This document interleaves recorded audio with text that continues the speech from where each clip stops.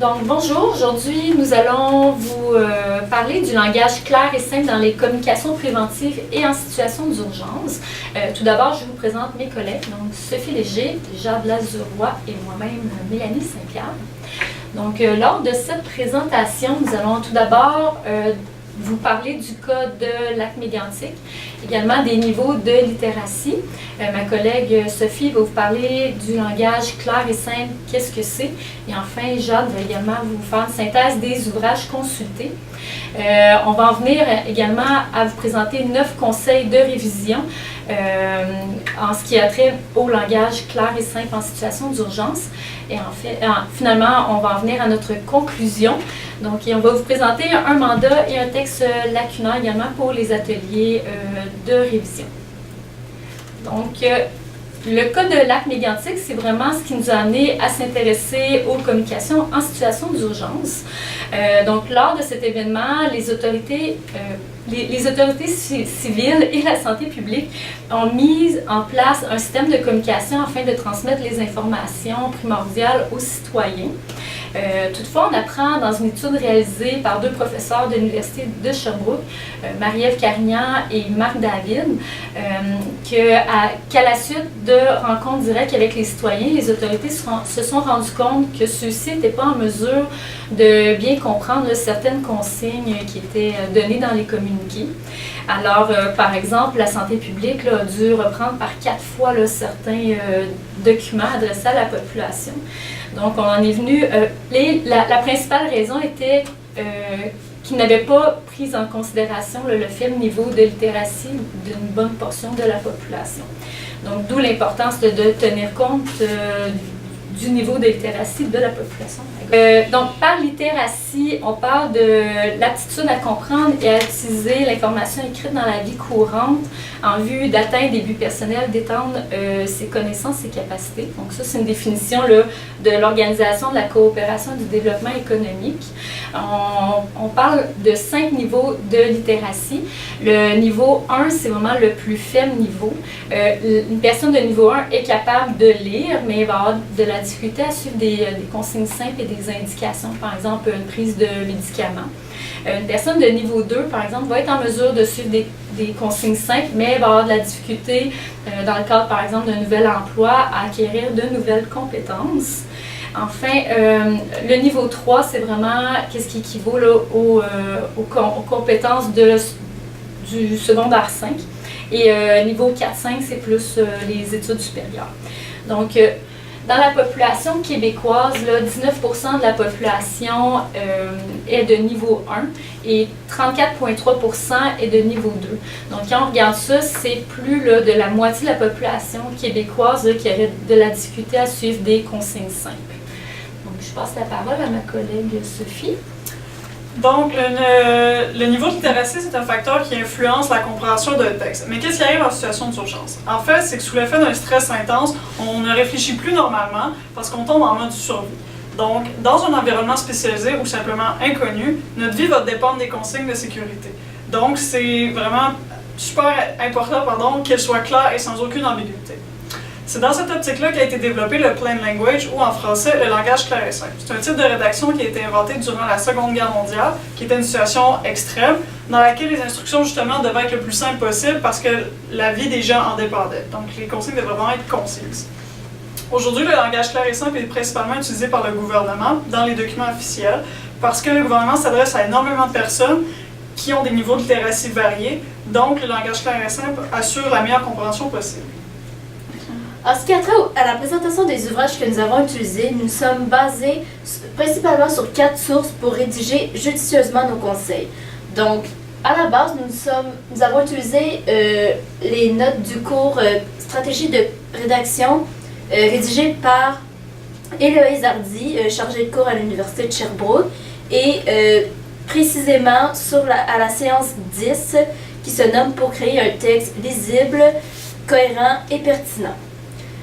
Par la suite, nous avons utilisé une source gouvernementale, donc une source numérique qui se nomme « Pour un style simple et clair ». Nous avons également utilisé la langue claire et simple du Bureau de la traduction ainsi que le texte des professeurs Marc D. David et Marie-Ève Carignan, Crisis Communication, lors de la tragédie du lac Mégantic. Ensuite, pour précisément l'un de nos conseils portant sur l'humour, que vous verrez plus tard, nous avons utilisé en fait un texte scientifique qui se nomme Faire appel à la peur ou à l'humour. Et également, nous avons utilisé un mémoire qui se nomme L'humour au service de la prévention. Donc, notre conseil numéro 1 est de s'assurer que seules les informations pertinentes soient mentionnées dans votre texte. Donc, puisque les communications en situation d'urgence visent une compréhension à la première lecture, il importe vraiment de ne conserver que les informations essentielles. Donc, pour y parvenir, on suggère de dresser une liste des informations essentielles et secondaires. Donc, pour ce faire, là, vous posez la question à savoir qu'est-ce que le récepteur doit vraiment savoir, mais également quelles sont les actions que vous voulez obtenir là, de sa part. Donc, comme exemple, nous avons trouvé là, un dépliant de procédure en cas d'inondation à conserver par les citoyens de la municipalité de Notre-Dame-de-la-Salette. Et on peut voir là, certains exemples d'informations superflues. Là. Par exemple, il mentionne à Notre-Dame-de-la-Salette, la sirène est sans contredit le moyen le plus efficace puisqu'elle est puissante et que le sirène est entendue par la plupart des résidents. C'est vraiment une information qui n'est pas primordiale à savoir et même que tout le monde sait. Là. Alors, vraiment, axé juste à vous entendez la sirène, faites telle action. Ensuite, dans le même dépliant, on voit en raison de la montée du niveau des eaux, certains ponts, certains tronçons de route seront progressivement inondés et blablabla.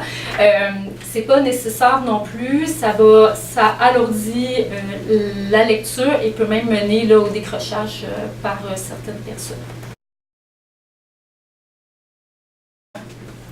Conseil numéro 2, voir est-ce que la forme positive a été privilégiée. Quand on rédige, on a le choix d'employer la forme positive ou la forme négative. Chacune a ses avantages et ses désavantages. La formulation négative implique une opération mentale. Ça ne veut pas dire que c'est plus compliqué, c'est juste que vous devez tenir compte qu'en utilisant la forme négative, vous précisez une action et vous précisez aussi de ne pas la faire. Donc, encore une fois, c'est pas que les gens ne comprendront pas, c'est juste que sachez que ça implique un degré de compréhension supérieur. Ensuite, la formulation négative, en ayant les mots « ne pas », ça ajoute des mots. Donc, une phrase qui est trop longue va nuire à la mémorisation des phrases précédentes. Et si toutes les phrases sont trop longues, à ce moment-là, ça va nuire à la compréhension et à la mémorisation globale de tout le texte. Pourtant, la forme négative n'est pas à proscrire parce que bien utilisée, elle peut aussi favoriser la compréhension. Dans ce sens-là, la phrase négative permet d'éviter les ambiguïtés en indiquant directement ce qui doit être évité, plutôt que d'énumérer toutes les possibilités. Donc, en situation d'urgence, c'est beaucoup plus pratique et rapide.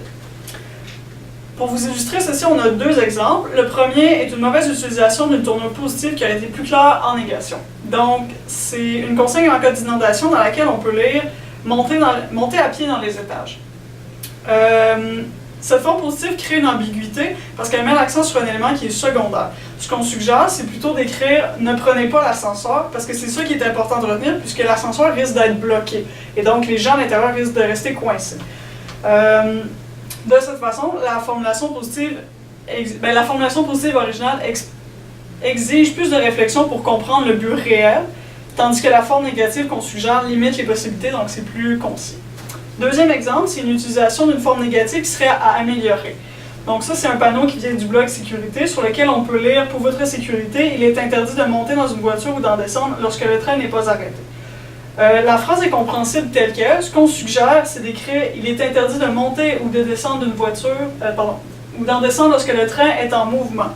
On trouve que cette formulation évite d'éventuelles mauvaises interprétations. Dans ce sens-là, quand on dit que le train n'est pas arrêté, ce qu'on veut dire qu'il ne bouge plus ou que le moteur est éteint complètement. Donc c'est ça, à ce moment-là, ça évite des mauvaises interprétations. Donc en somme, une phrase qui est plus complexe à lire peut être fatale en situation d'urgence et c'est ça que vous devez retenir quand vous rédigez vos conseils.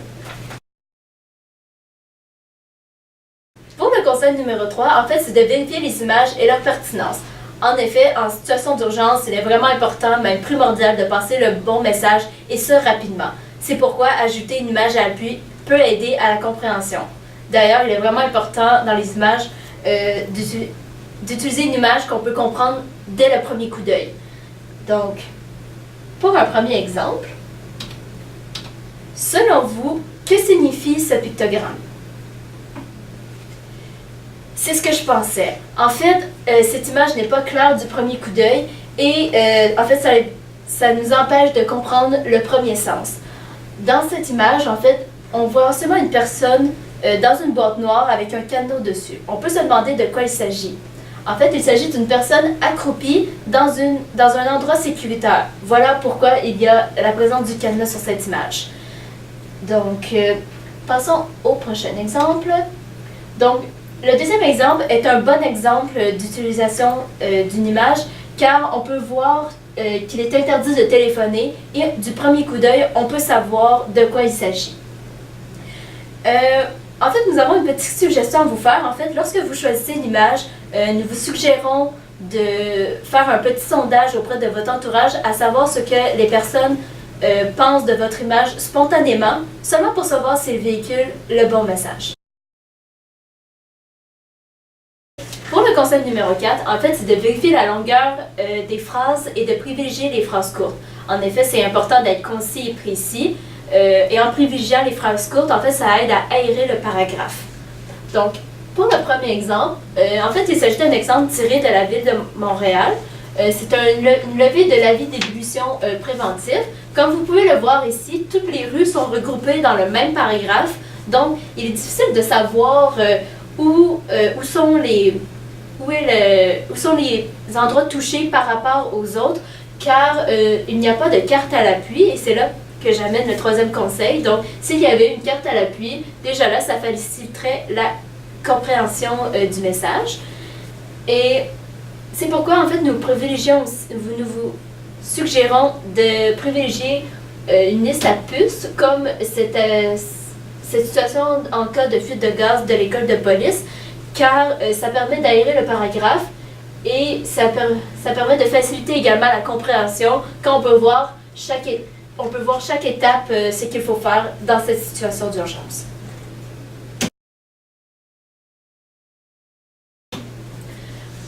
Pour le conseil numéro 5, en fait, c'est de s'assurer que des termes simples et clairs soient utilisés pour enlever toute ambiguïté. En fait, nous avons pris un extrait du communiqué de la municipalité de Doddswell. Cet exemple, en fait, premièrement, le communiqué de la municipalité de Doddswell se nommait seulement communiqué. Donc, il n'y a pas vraiment de titre évocateur et ça enlève en fait un indice sur l'état d'urgence de la situation. Également, à la première lecture, nous avons déduit que c'était un avis sur la qualité de l'eau. Comme vous pouvez le voir dans l'exemple, les termes en jambes, tributaires et coliformes sont des termes en fait qui ne sont pas maîtrisés par toute la population. Donc c'est pourquoi il est important d'utiliser des termes simples et clairs car le niveau de littératie des personnes n'est pas au même niveau partout. Également, dans le deuxième extrait, nous pouvons voir des termes en vert. En fait, ce sont des suggestions pour améliorer le communiqué. Donc, dans un premier temps, nous vous suggérons de préciser la durée concernant la baignade. En fait, d'éviter la baignade, nous vous suggérons de préciser la durée. Et aussi, nous vous suggérons en fait d'identifier les endroits où la baignade est sans risque pour éviter toute confusion. Donc, conseil numéro 6, c'est de s'assurer que la mise en page facilite la lecture. Donc, une mise en page soignée va en effet faciliter la lecture, mais également alléger la présentation. Pour y parvenir, on vous suggère tout d'abord de prévoir un espace suffisant aux marges, soit là, entre 4 et 5 cm pour le haut et le bas et 3 cm pour les côtés. Également, il faut éviter de justifier le texte parce que ça crée des espaces là, supplémentaires entre les mots. Ou sinon, là, vraiment de procéder à des coupures de mots là, à droite. Également, là, de privilégier une police qui est facile à lire, donc avec des assez gros caractères. Donc peut-être d'éviter là, les polices avec empattement, mais également d'y aller avec des caractères foncés sur du papier pâle et non le contraire. Ensuite, il faut prévoir également, là, pour aérer le texte, là, utiliser, faire au moins un interligne là, entre chaque image et les paragraphes. Également, utiliser là, des listes verticales sous forme là, de listes à puces. Également, là, ça va aider à alléger, comme ma collègue l'a dit plus tôt dans la présentation. Également, utiliser des titres, des sous-titres significatifs et finalement là, de disposer les images, par exemple les pictogrammes, à côté du texte auquel ils se rapportent. Donc, comme exemple, nous avons tout d'abord là, les mesures d'urgence. Ben, en fait, c'est une partie là, de l'écran des mesures d'urgence de l'Université du Québec à Trois-Rivières. Donc, comme on peut voir, là, il y a énormément de couleurs, beaucoup de pictogrammes également dans le haut, ce qui va vraiment là, créer un effet de surcharge, puis peut peut-être même nuire là, à ce que le lecteur là, ait un peu plus loin dans sa lecture. Donc, on suggérait là, tout d'abord d'enlever tous les pictogrammes en haut et vraiment de se contenter de seulement ce qui se retrouve à côté du texte.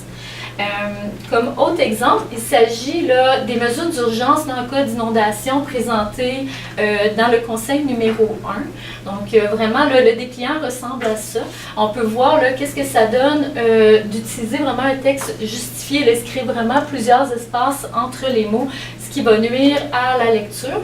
Et également, c'est très condensé. Donc probablement d'enlever les éléments superflus, comme on l'a présenté au conseil numéro 1, permettrait là, de gagner de l'espace et d'aérer plus le texte également.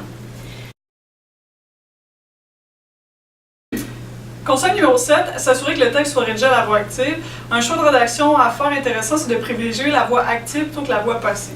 Parce que les formulations actives sont plus faciles à interpréter vu que le sujet y accomplit l'action, donc la phrase interpelle davantage le lecteur. Aussi, quand on parle, on utilise naturellement et plus fréquemment la voix active, donc c'est une compréhension qui est plus intuitive. Pour vous illustrer tout ça, on a rédigé deux exemples. Donc, premier exemple, la porte doit être fermée pour éviter que le feu ne se propage. Ce qu'on suggère d'écrire, c'est plutôt fermer la porte pour éviter que le feu ne se propage. De cette façon, la voix active interpelle le lecteur pour lui commander une action, mais aussi ça engage une certaine part de responsabilité parce qu'au lieu de juste lire la consigne passivement et de dire « Ah, la porte devrait être fermée », le lecteur se dit « Je dois fermer la porte ». Deuxième exemple, le personnel doit demeurer calme. Ce qu'on suggère de plutôt écrire, c'est rester calme. En enlevant la portion le personnel, on invite quiconque lira cette phrase-là à suivre la consigne. Puis aussi, donc ça incite tout le monde à suivre la consigne et justement à rester calme.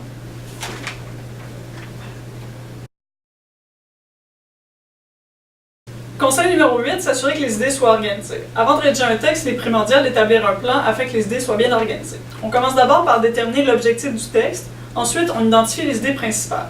Si le texte s'y prête, on peut présenter l'objectif dans une introduction. Ensuite, les idées doivent toujours être présentées dans un ordre logique et on présente toujours une seule idée par paragraphe parce que ça assure une meilleure compréhension. Comme mes collègues l'ont dit tout à l'heure, un texte gagnera à avoir un titre évocateur au-dessus. Et chaque paragraphe, s'ils sont très volumineux et très nombreux, pourront aussi être chapeautés d'un sous-titre pour faciliter le repérage et la lecture. Pour vous illustrer tout ça, on a pris comme exemple un extrait d'avis d'ébullition d'eau de Waterloo. Donc, je vais lire avec vous en indiquant ce qui va pas et ce qu'on veut corriger. Donc, premier élément, durant cette période, d'abord, il faudrait préciser justement quelle est cette période. Donc, nous, ce qu'on suggère, c'est d'écrire de telle date à telle date. Ensuite, on lit « Nous vous demandons de ». Ces mots-là sont superflus, ils n'ajoutent rien à la compréhension, donc on les enlève. Alors, on dirait plutôt « Limitez votre consommation ». À ce moment-là, c'est cette phrase-là qui va poser problème. Ça va être « Limitez votre consommation en eau potable ». Ça crée des ambiguïtés, parce que d'une part, on se dit « Limitez votre consommation », dans le fond, est-ce qu'on peut en boire ou est-ce qu'on peut pas en boire? Puis ensuite, on dit « Limitez ma consommation en eau potable ». Donc là, à ce moment-là, encore une fois, on se demande est-ce que l'eau est vraiment potable ou elle l'est pas. Donc, nous, on suggère de plutôt écrire « Ne consommez pas l'eau de votre robinet ». Donc, c'est plus clair comme ça. Ensuite, on change d'idée, donc on change de paragraphe. Après ça, on aurait des termes qu'il faudrait préciser. On a un conduit flexible. La plupart des gens ne sauront pas ce que c'est, on pense, donc ça serait plus avantageux de décrire ce qu'est un conduit flexible. Ensuite, c'est écrit afin d'éliminer tout débris. Encore là, ici, c'est pas vraiment clair. Est-ce que c'est le citoyen qui lit l'avis qui doit éliminer les débris ou c'est plutôt la municipalité qui va passer plus tard? Donc, il faudrait aussi préciser. Donc, dans les deux cas, on a mis les suggestions de précision entre crochets. Ensuite, on change encore d'idée, donc on change de paragraphe. Après ça, on a le verbe faire, alors qu'au début, on avait éviter. Donc, il faudrait conserver le même temps de verbe. Alors là, on lirait plutôt faites attention. Ensuite, les problèmes qui restent, c'est éviter de circuler régulièrement. Encore là, on sait pas, c'est pas clair s'il faut éviter complètement. Qu'est-ce qui arrive si on le fait quand même? Donc, il faudrait ajouter une précision. Il y avait aussi faites attention lors de la tonte de la pelouse. Même chose, est-ce que c'est à proscrire complètement ou est-ce qu'on peut le faire quand même? C'est pas clair. Donc, pour le premier élément, on ajouterait une précision. Et pour le deuxième, on a suggéré de simplement écrire éviter de tondre la pelouse. Donc, conseil numéro 9, il s'agit de s'assurer que l'humour est approprié. Donc, l'humour est efficace là, pour persuader d'adopter un comportement dans le cadre de mesures de prévention.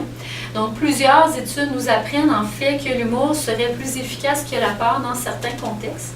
Donc, alors que la peur là, va générer des mécanismes de défense chez l'interlocuteur, l'humour va permettre de contourner l'effet moralisateur des communications préventives. Donc, grâce à l'humour, les individus sont moins sur la défensive et vont être plus ouverts à explorer de nouvelles perspectives, mais également vont mieux s'identifier aux messages véhiculés. Toutefois, l'humour mal utilisé peut nuire à la crédibilité du message et donc à utiliser avec parcimonie. Alors, on a deux exemples. Le premier est un mauvais exemple d'utilisation de l'humour selon nous, bien sûr. Alors, il s'agit d'une campagne du réseau ferré de France. Ils ont fait appeler à un rappeur français, ils ont appelé, en fait c'est un clip, là, une chanson de prévention qui s'appelle « Joue pas au con ». Et le public visé, là, on présume que c'est vraiment un public jeune. Ça consiste là, vraiment, ça illustre des jeunes qui jouent au con là, en allant jouer sur les voies ferrées et qui se font décapiter par les trains. Donc les producteurs, là, ils lésinent pas sur le sang, les démembrements. On voit des membres envolés un peu partout, comme on peut le voir ici, un œil, un doigt et un os. Donc, on se questionne à savoir, est-ce que les dessinateurs retiennent vraiment le message véhiculé? Ensuite, un autre exemple, il s'agit là, de la Régie autonome des transports parisiens. Malgré qu'on y sous-entende encore ici un démembrement, une décapitation, c'est d'un peu, un peu de meilleur goût. En fait, là, ça s'adresse également probablement plus à un plus grand public, mais c'est ça, on se dit probablement que là, le message passe mieux et l'humour est plus approprié dans ce cas-ci.